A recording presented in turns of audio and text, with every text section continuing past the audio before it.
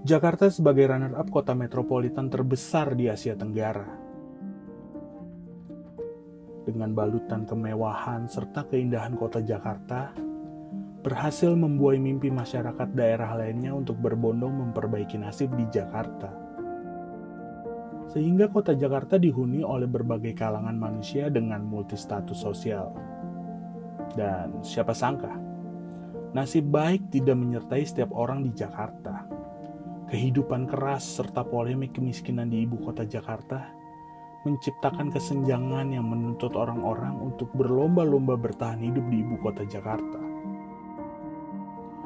Berbagai kalangan masyarakat mengais menjual keahlian maupun kemampuan yang dapat mereka berikan untuk dapat bertahan hidup di bawah tuntutan ekonomi ibu kota Jakarta. Seperti bekerja di bawah naungan pemerintah, menjadi pegawai perkantoran, pengajar sekolah, seniman, maupun berdagang. Di bawah gedung-gedung tinggi ibu kota Jakarta, berbagai macam pedagang sudah menjamur di setiap sudutnya. Dari bermacam pedagang yang menghiasi ibu kota, ada satu potret menarik dari pedagang yang berkeliling di pusat keramaian Jakarta. Mereka, para pengayuh sepeda kopi keliling, atau yang biasa disebut Starling.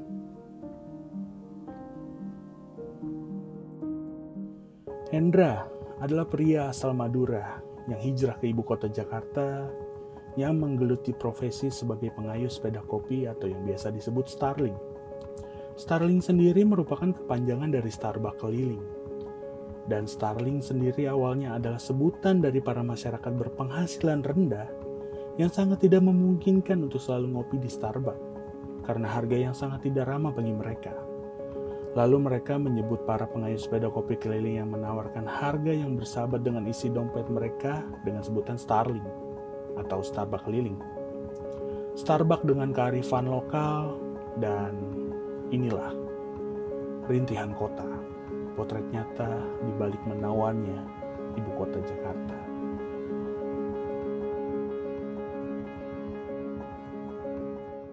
Bang Hendra udah berapa lama sih jadi ini sepeda kopi keliling? Sekitaran 4 tahunan ada lebih, sekitaran gitu. Bang Hendra umur berapa bang? Umur saya 17. Kenapa sih Bang Hendra milih sepeda kopi atau Starling sebagai pekerjaan? Karena kalau jadi Starling gak ribet, simple sih, gak disuruh-suruh sama orang gitu.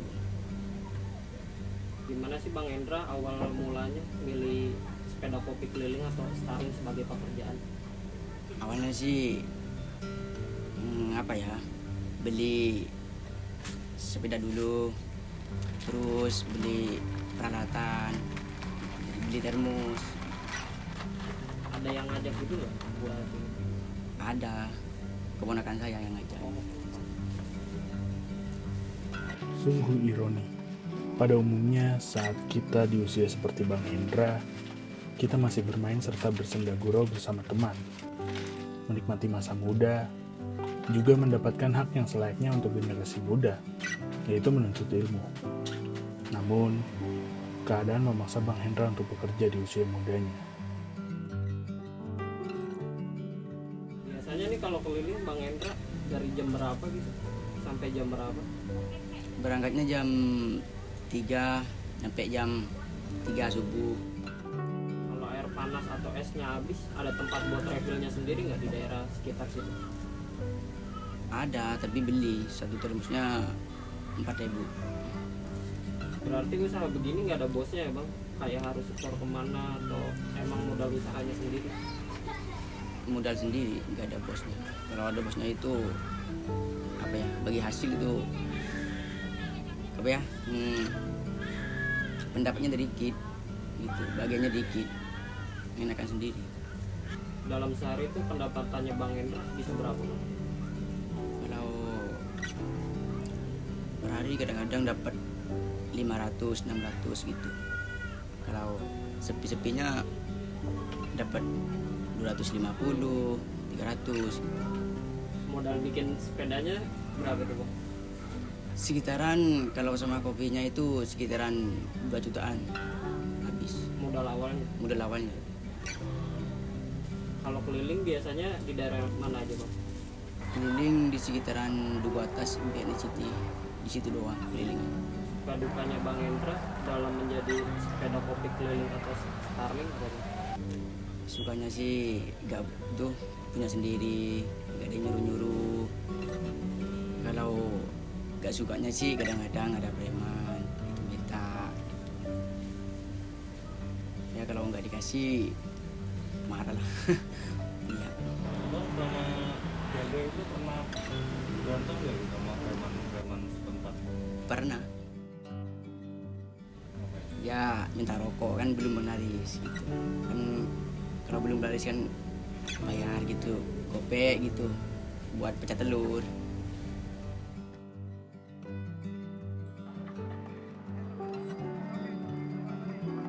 Itu pernah sempat adu fisik atau hanya sekedar cuma omongan aja? Itu cuma omongan doang. Biasanya kalau di BNI City gitu kan keliling ya, biasanya harus bayar ke situ nggak sih, kayak ada apa namanya tuh, kayak ada penjaganya, uang keamanan atau gitu-gitu? Ada per hari itu 2.000 uang keamanan biar dagang laingan nggak masuk gitu, nggak masuk ke BNI City.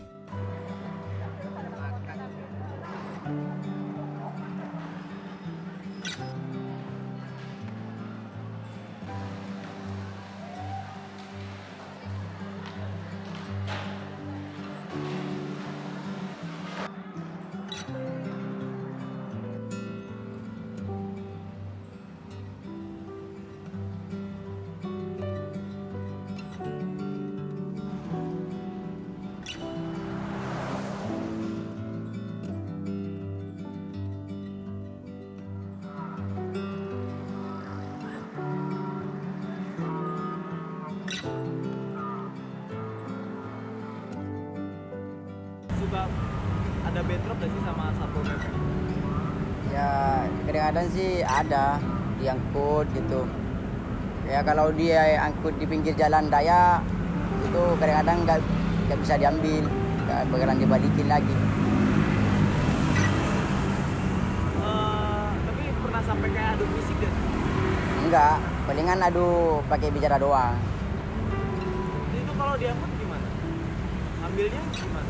Ambilnya kalau di jalan raya ambilnya di Cakung, kalau jalan-jalan kecil palingan di Tanah Abang di Bali Kota. Jadi itu kalau kayak gitu ada dendanya atau emang cuma ngambil doang?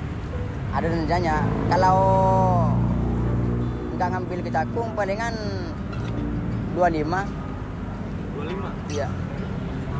Kalau di Cakung Kalau di Cakung sampai 100.000.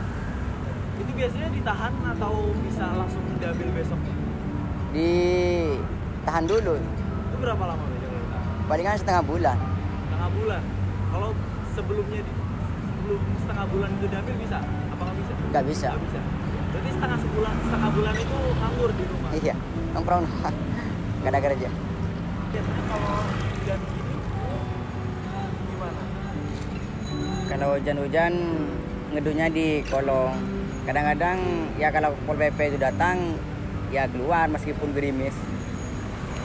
Berarti kalau Pol PP datang walaupun hujan suruh keluar. Iya. Hujan-hujanan gitu. Terus kalau keluar biasanya langsung pulang atau pernah aja? Ya kalau masih hujan palingan cari mengeduan lah, tempat ngeduh. Bang, biasanya kalau penghasilan itu suka dikirim ke orang tua. Ya kalau hari-hari raya dikirimin, kadang-kadang 1 bulan sekali dikirimin. Paling gede palingan 500 gitu. Tapi rutin tiap bulan. Enggak rutin karena penghasilan kadang-kadang itu buat makan doang, di sini nggak cukup gitu. Kadang-kadang. Pas abang pertama kali merantau ke Jakarta sebenarnya orang tua khawatir gak sih? Aslinya sih ya khawatir karena kepengen gue sendiri kerja.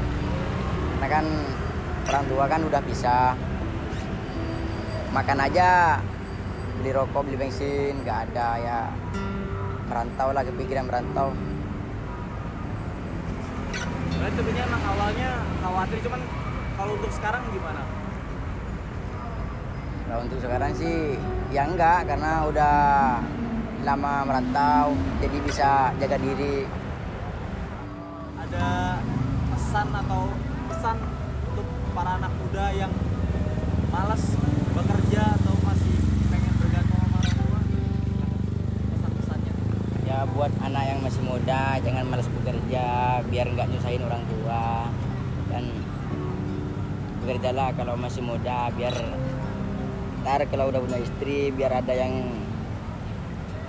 nggak nyusahin orang tua kalau mau nikah.